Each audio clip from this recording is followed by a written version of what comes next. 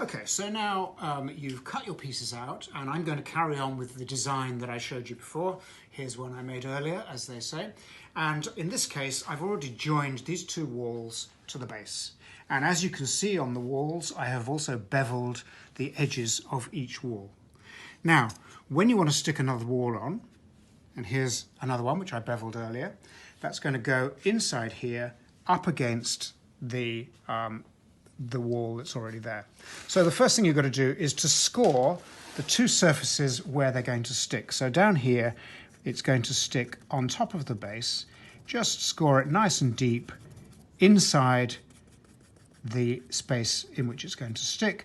We're also going to stick it to the wall, and so I'm just going to score that as we go down. There we go. Not too deep. And then on the one that's going to stick on it, we also need to score the edge. And if you are patient, you can score it in two directions like that. And we're also going to score the beveled edge that's going up against the first one. Now you're going to use some wet clay. It's called slip. You're not going to use the coloured ones because that would make a very big mess. You're going to make some out of the soft clay you've got and water. So here is some that I keep here. It just needs to be gluey like that, nice and watery and mucky. And put plenty on. You need it to be nice and sticky on the sides that you're joining together like that. Plenty of it. It doesn't matter if you've got more than enough because it'll squeeze out of the joint. Then you take your piece and you stick it into the shape you've got, and you need to make sure it really is pushed quite tight together like that, and run your finger along the joint. Now on a corner like this, I would get my finger and thumb like that, and I would run those up and down several times till it's really well stuck together like that. And that's the outside done. Make sure it all lines up nicely. On the inside, you're going to take some soft clay, that's that bit that you kept back. You're going to roll a very thin matchstick, and I would say about that thin.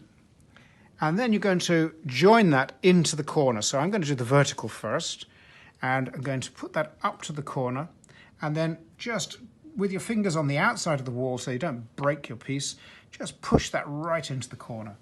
Now if you're making something for food or liquid, this needs to be done very carefully and thoroughly so that there are no cracks.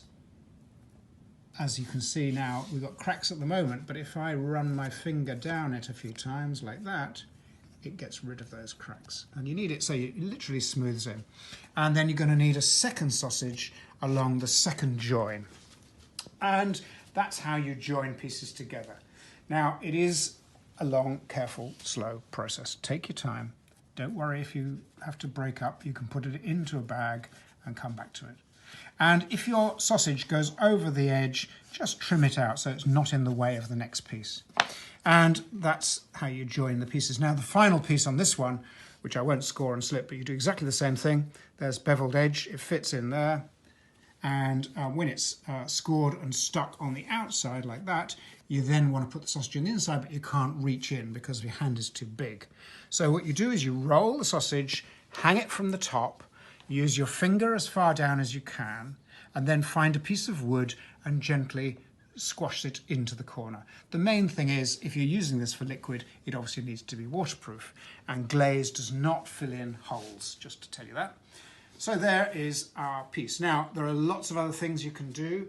For instance, on this one, we might make a simple form, but we might add design. We might add a little strip around the top. We might add things to the side. You don't always need to put soft clay around the pieces when they're not structural. So let me just show you this house. The basic shape is a box, but the two ends are not square topped. They come up to a point. This one should have had some extra pieces in here. The roof is removable and sits outside. All this decoration on the roof was done before the pieces were joined. So you can score and carve into the surface of the clay before the pieces are joined. And the window frames here, the little window sills, they're just stuck on. There's no extra clay to hold them in place. And if you want to put a little bit of soft clay down for decoration, you can do that. In fact, I remember this piece being made, and the window frames that go down the middle of the windows, they were stuck in afterwards. So don't be trying to cut little tiny window panes out. You'll be there all year. It is short, but you will get the idea, and take your time.